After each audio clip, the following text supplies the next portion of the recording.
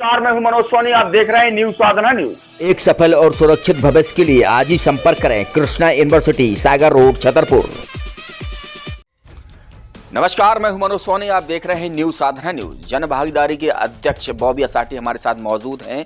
कल शपथ ग्रहण समारोह है। समारोह से पहले बॉबी असाटी से जानेंगे जन भागीदारी अध्यक्ष का आखिर क्या दायित्व रहता है, उन्हीं से जानते हैं। सबसे पहले तो आपको बहुत बहुत बधाई बॉबी भाई। बहुत बहुत धन्यवाद मनोज भाई। जन भागीदारी का क्या महत्व रहता है और उद्देश्य क्या रहता है, ये जानना चाहेंगे। जन भागीदारी का जो मूल उद्देश्य है, शिक्षक, शिक्षार्थी और अभिभावक, इनको मिलाकर जन भागीदारी बनती है। जन भागीदारी से कॉलेज के विकास के लिए एक समिति होती है जो कॉलेज की जो व्यवस्थाएं हैं, जो समस्याएं हैं, उनको लेकर जन भागीदारी कार्य करती है। जैसा मैंने बताया, शिक्षक, शिक्षार्थी और अभिभावक, इन तीनों से मिलाकर ही जन भागीदारी का निर्माण किया जाता है, जिसमें शिक्षार्थी एडमिशन के समय कुछ पैसे देकर जो शुल्क के रूप में जन भागीदारी को जमा करती है। शिक्षक इसमें कोई पैसा नहीं देते हैं और अभिभावक से पैसा लिया नहीं गया है। मेरा प्रयास होगा कि जन भागीदारी की जो कल्पना है कि समाज के विविध वर्ग से लोगों को जोड़ा जाए और उस वर्ग से वो पैसा लेकर कॉलेज के विकास में अपना अमूल्य योगदान मिले, इसके लिए मैं प्रयास करूंगा।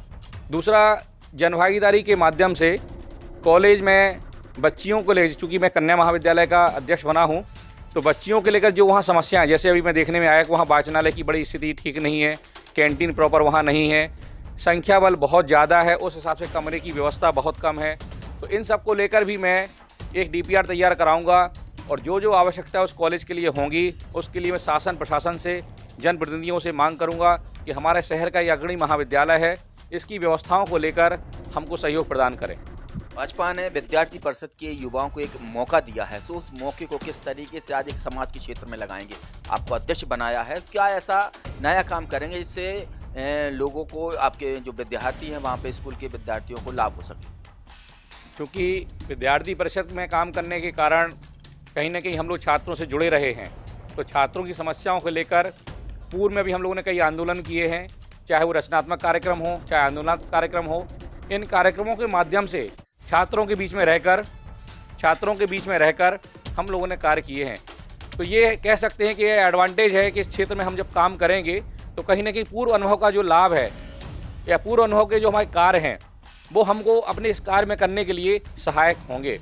जहाँ तक युवाओं की बात है, क्योंकि विद्यार्थी परिषद में कार्य करना है तो युवा रहना आवश्यक है, और यह जो आज शासन ने हम सबको बनाया है, तो उनकी लंबी सोच इस बात को हम कहते हैं कि दूर के जो दूरगामी परिणाम होने चाहिए, उसके लिए सभी युवाओं को मौका देकर उन्होंने एक उचित स्थान दिया है। मतलब ये माना जाए कि भाजपा ने जो विद्यार्थी परिषद की जो टीम थी, युवा टीम थी, उसको फिर से एक नई लौ दे दी है, जो युवाओं को कहीं ना कहीं जागृत करेंगे। क्योंकि अपन बोलते हैं कि क्रमानुसार लोग आने चाहिए। स्वाभाविक है कि एक पीढ़ी जाएगी, दूसरी पीढ़ी आएगी, तो पूर्व में जिन लोगों ने काम किया है, नई पीढ़ी कुछ आएगी तो कुछ बेहतर करने का प्रयास उसमें करेगी। पूर्व के लोगों ने निश्चित कुछ ना कुछ अच्छा कार्य किया है, उन कार्यों को बेहतर करने के लिए युवाओं को स्थान दिया। क्योंकि आज की जो सोच है, सोच के साथ हमको डेवलपमेंट के साथ आगे बढ़ना पड़ेगा, उनकी सोच के साथ हमको आगे जाना पड़ेगा। आज हम देखते हैं IT युग है, सोशल मीडिया का युग है। पूर्व की जो पढ़ाई हुआ करती थी वो किताबों से अपन पढ़ते थे, आज हम बहुत सारी पढ़ाई IT के माध्यम से, गैजेट्स के माध्यम से पढ़ाई कर रहे हैं। तो कहीं ना कहीं हमको ये सब चीज़ें अपने दैनिक व्यवहार में और हमारे महाविद्यालय में इनको हमको विकास करना पड़ेगा। बॉबी असाटी ने विद्यार्थी परिषद में भाजपा के प्रदेश अध्यक्ष BD शर्मा, संगठन मंत्री शैलेंद्र बरुआ सहित ऐसे कई लोगों के साथ काम किया। वो अनुभव कैसे छात्रों को बांटे? क्योंकि मैंने बताया कि विद्यार्थी परिषद एक पौधशाला है, या इसको हम प्राइमरी कक्षा भी कह सकते हैं, कि जहां हम लोग ने शिक्षा ग्रहण करने के साथ साथ छात्रों के हित के लिए कार्य किया है। तो हमारी जो समस्याएं उस ज़माने में हुआ करती थी, विद्यार्थी परिषद उन समस्याओं को बड़े जोर तरीके से शासन प्रशासन से लेकर, कॉलेज प्रशासन से लेकर हम लोग उस समस्याओं को उठाते थे, और उन समस्याओं के निदान तक, जब तक निदान ना हो, जब तक उन समस्याओं का निराकरण ना हो, उसके लिए हम लोग लड़ते रहते थे। तो जो कि हमारे BD भाई साहब की आपने जो बात कही है, तो उनका जो अनुभव है, उस अनुभव का लाभ हम सबको मिला। उन्होंने जो सीखा, उन्होंने हम सबको सिखाया, और आज वो हम सबके दैनिक जीवन में कार्य कर रहा है। ऐसे ही हमारे आदरणीय शैलेंद्र बरुआ जी भाई साहब हैं, चूँकि वो भी संभागीय संगठन मंत्री रहे हैं, विद्यार्थी परिषद के अनेकों दायित्वों में रहे हैं। तो उनने भी जो अपने अनुभव का लाभ है, उनसे नीचे हुई जो टीम रही है, उन सबको उन्होंने अनुभव के माध्यम से हम सबको सिखाया है और वही अनुभव आज हम अपने महाविद्यालय में देने जा रहे हैं कि वहाँ का विकास हम कुछ कर पाए तो मैं समझूंगा कि मेरा शासन का जो मेरी नियुक्ति की है, मैं समझूंगा मील के पत्थर हमारे लिए साबित होगा। बॉबी भाई, आप विद्यार्थी परिषद से निकले हुए हैं और विद्यार्थियों को कहीं ना कहीं समस्याओं का सामना करना पड़ता है।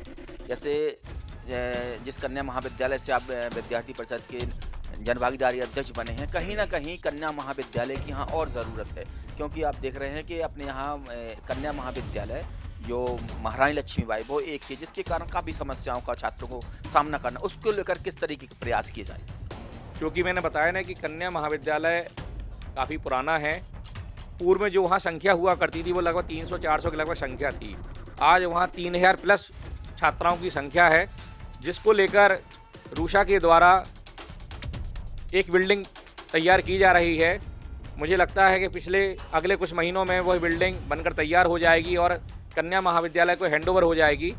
तो जो संख्या की दृष्टि से सीटिंग व्यवस्था है जो अभी कम लग रही है, तो आने वाले समय में वो सीटिंग व्यवस्था मुझे लगता है कि कुछ हद तक पूरी होगी।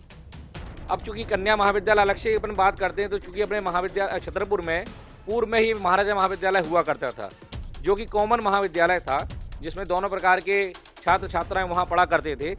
मुझे लगता है कि आने वाले समय में एक महाविद्यालय शहर में और होना चाहिए, जो कि भरपूर मात्रा में जो छात्राएं हैं तो उनका डिवाइडेशन हो सके और एक प्रॉपर सिस्टम से बच्चों को शिक्षा मिल सके, इसके प्रयास हम लोग करेंगे।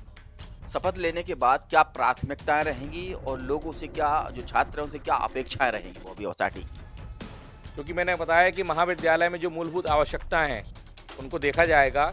जो क्रमानुसार जो आवश्यकता लगता है कि तत्काल करनी चाहिए, उसके लिए हमारी समिति और मैं स्वयं प्रयास करूंगा। जो समस्याएं शासन स्तर पर हमको सुलझानी है उनसे शासन स्तर पर बात करेंगे, जो समस्याएं हमको जनप्रतिनिधि के आधार पर सुलझानी है उनसे भी बात करेंगे। मुझे ऐसा भी वहाँ जो प्रतीत हो रहा है कि 3000 विद्यार्थियों पर स्टाफ पढ़ाने वाले टीचरों की संख्या बहुत कम है, तो मुझे लगता है सबसे पहला प्रयास तो हमारा ये हो कि बच्चों को अच्छी शिक्षा मिले, अच्छे शिक्षक मिले, इसके लिए मेरा सबसे पहला प्रयास वहाँ होगा। तो ये थे बॉबी असाटी, जो भाजपा के विद्यार्थी परिषद से निकलकर आज जनभागीदारी के अध्यक्ष बने हैं और कल शपथ लेने वाले हैं। तो इन्होंने अपनी अपेक्षाएं और अपना संकल्प बताया है। मनोज सोनी के साथ पिंटू सिंह, न्यूज़ साधना न्यूज़। सफल और सुरक्षित भविष्य के लिए आज ही संपर्क करें कृष्णा यूनिवर्सिटी, सागर रोड, छतरपुर। 100 साल पुरानी सुक्कू मातेले की दुकान नंद भौजाई कलेक्शन का नया शुभारंभ हो चुका है। अब आपको कहीं भटकने की जरूरत नहीं है, एक ही छत के नीचे सारा कुछ सामान मिलेगा। चाहे दुल्हन का मेकअप हो या दूल्हे की शादी की तैयारियां, तो सिर्फ एक ही छत के नीचे डालडे मातेले की नई दुकान पर दुल्हन के मेकअप का सामान, लहंगा, चुनरी और दूल्हे की पगड़ी सहित तमाम चीजें अब आपको नंद भौजाई कलेक्शन डालडे मातेले की नई दुकान पर मिलेगी। तो अब आपको कहीं भटकने की जरूरत नहीं है। नंद भौजाई कलेक्शन पर एक ही छत के नीचे सारा कुछ सामान मिलेगा। हमारा पता है राम गली, बजरिया, हनुमान गली। डालडे मातेले की नई दुकान नंद भौजाई कलेक्शन, सुक्कू मातेले की 100 साल पुरानी दुकान का नया शोरूम।